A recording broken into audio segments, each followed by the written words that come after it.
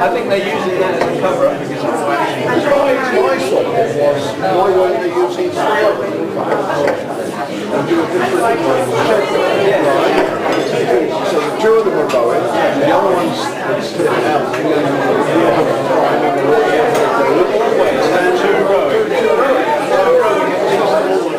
Anyway, I've noticed they've gone right south. Again, they're the furthest south. But they've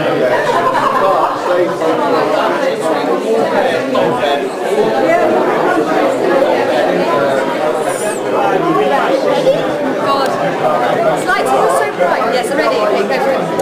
Right, here we are, Chelsea, at the Malthouse Again, the spiritual home of the shed photography. And the shed is doing really well. So can you tell us a bit about the exhibition and what's been happening? Well, we felt it was time to honour all the local artists in Lyme, Regis and try and get everybody who had signed up, who was local, to exhibit their work along the theme of coast.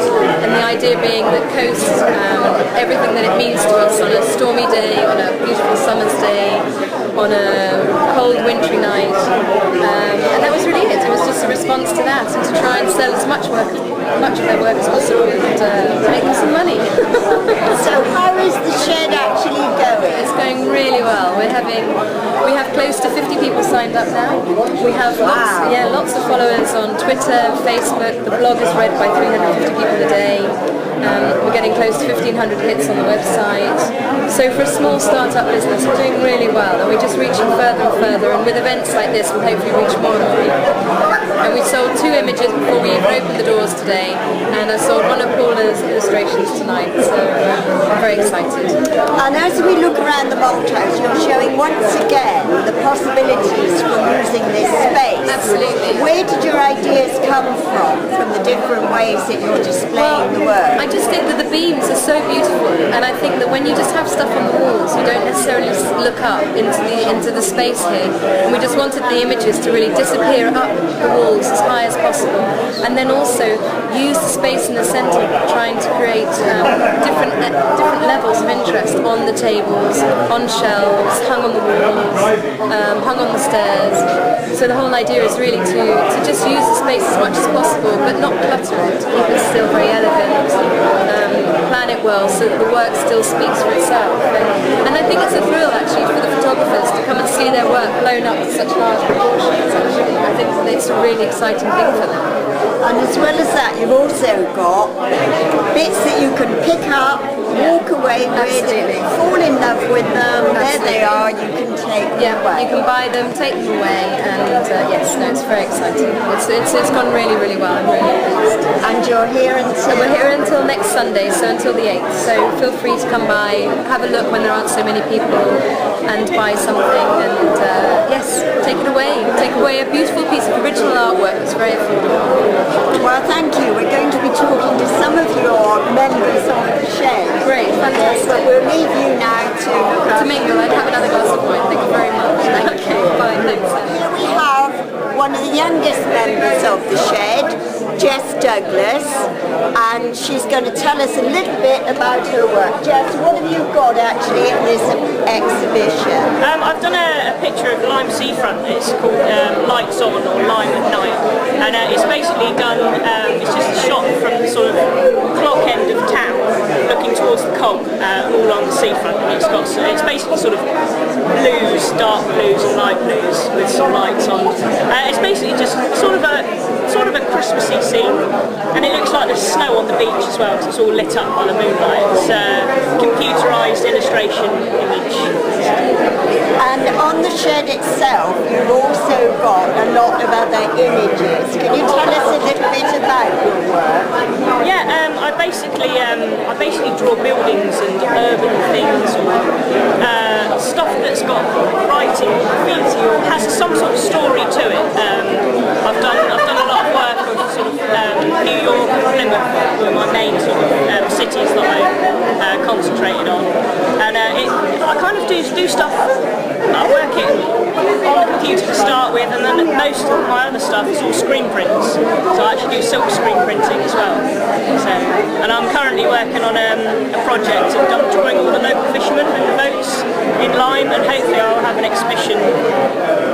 Well, in end of the summer next year in the COB building.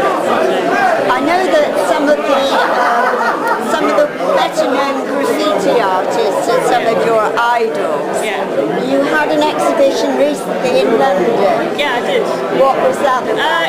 It's actually about a year ago already. It was based in Stolen Space Gallery, which is one of the most famous graffiti galleries in London. And I exhibited alongside people like Banksy and Shepherd Fairy, which means a lot to me and many other people. But basically all the big names of graffiti, which I studied for the last 15 years basically and read all about when I was there exhibiting alongside them. I had really good feedback actually. It was a really busy night and I had great feedback. So it's good. So the shed, as well as bringing you together with some other artists, gives you an opportunity to reach a wider audience and market for your work. Yeah, definitely. No, it's nice to kind of have my work exhibited alongside local people from the town I live in as well. I know London's, the place to be always, but not necessarily. I'd like actually to be alongside all the locals as well. And it, like you say, it gets me out, into all my friends kind of get to know about my artwork because they don't really see a lot of it really, even though I live in Lyme and they see me every day. But yeah, it's nice. It's nice for people I know to see my work because they can't necessarily come up to London all the time to see it. So, yeah, it's good. Well, thank you very much, Jess. And some of us are still wearing T-shirts designed by Jess for the end of season harbour party this year.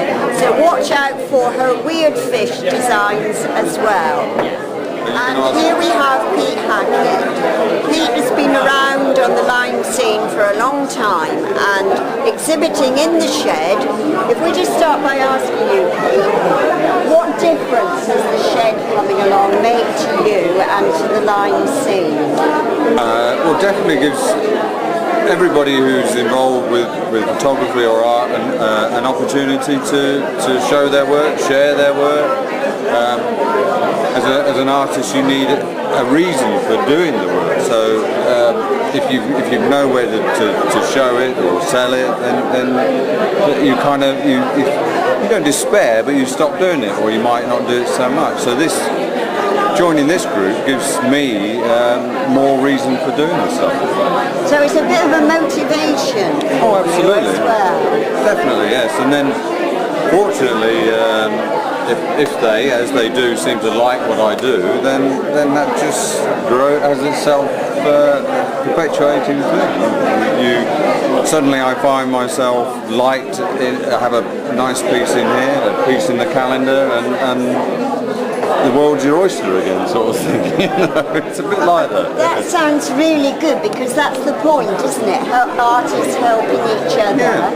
Tell us a bit about this calendar. Is this the shed calendar? The shed calendar, yeah.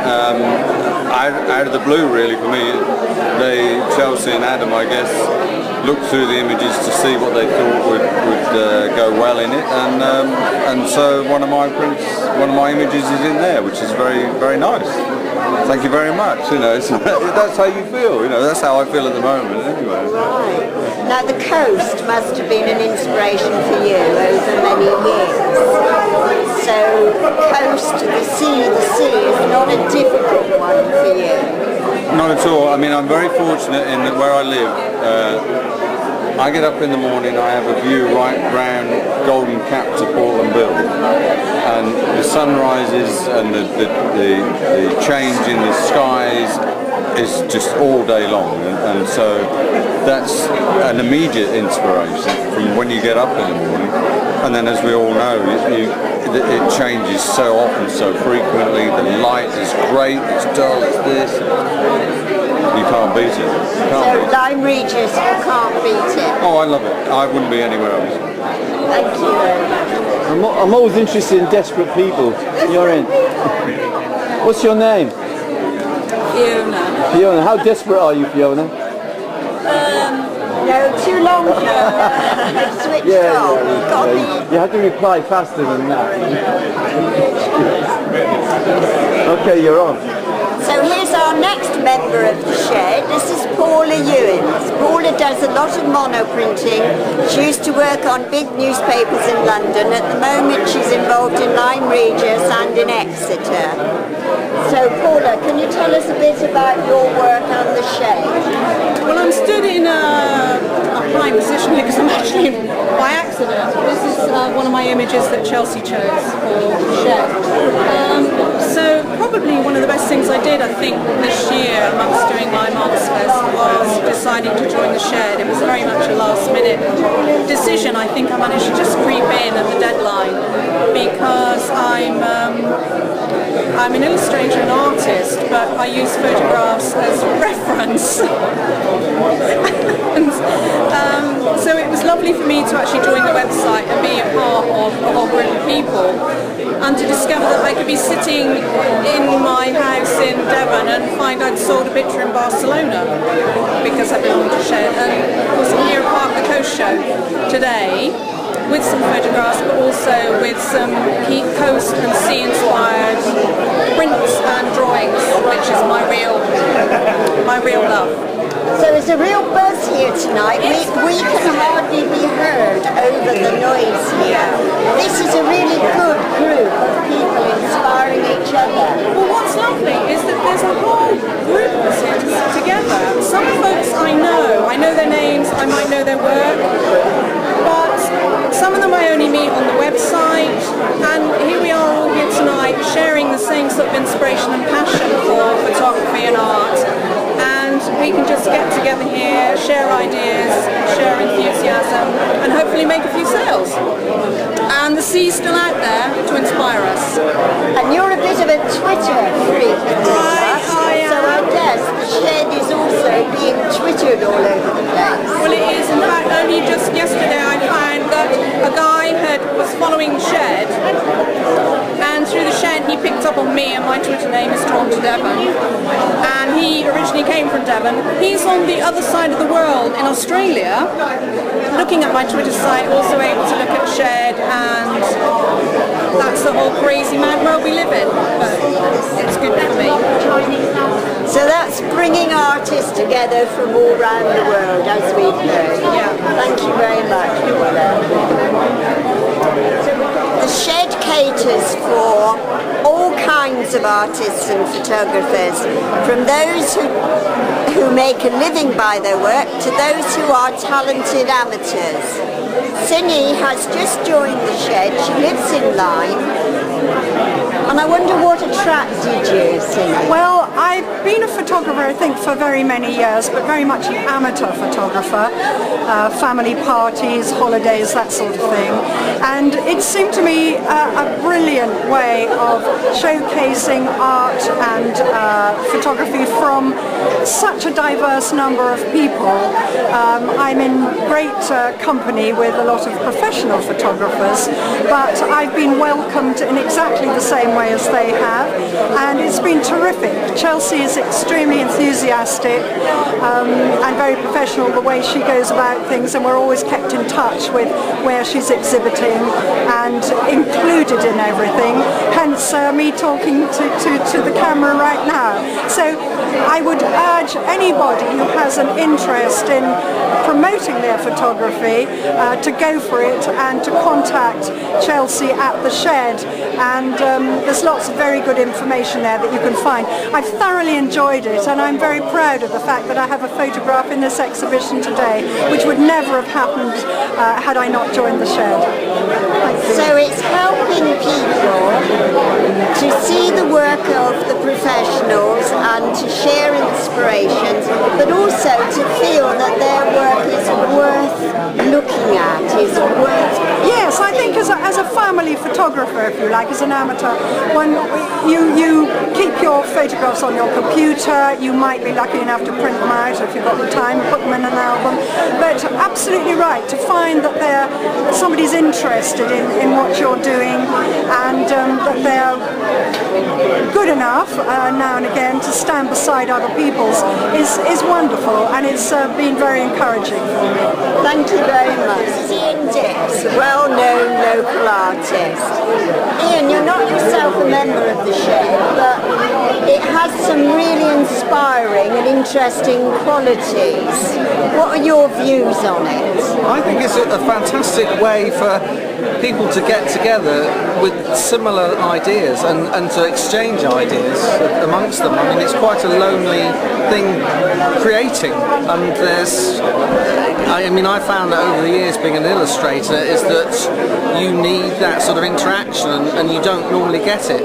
So somewhere like this where you're bringing people, I mean, it's all about talking, communication, and it recharges you so you can actually go back and create again. It doesn't mean you go and copy other people's ideas, but you sort of cross-fertilise. And that's a very important part of the art scene and of sharing creativity with other people. Yes. I mean, being an artist by definition is quite a lonely path to tread. I mean, you don't rarely work in a room full of people, which most people have the benefit of if they're actually working in an office. So something like this is great. So it takes the place of what it would be like if you're actually in an office. You're creating, you're talking, you're exchanging ideas. So the buzz in the room here certainly suggests that it's created a lot of interest. Yeah, I'm amazed how many people have come out on a wet post-Christmas to come down and see. I mean, there must be at least 100 people here now already, and there's people who come and gone, so it's great, and they all seem to be looking. I hope they're buying. I don't know. Well, usually party night isn't exactly for the buying bit, but when you get yourself a glass, perhaps you'll join me and drink a toast to I the certainly future will, of the yes, shed. when I start drinking again. This is cranberry. Oh, is it? Oh, look, it's strong to me. Now he's going to work on it now. I don't know what one.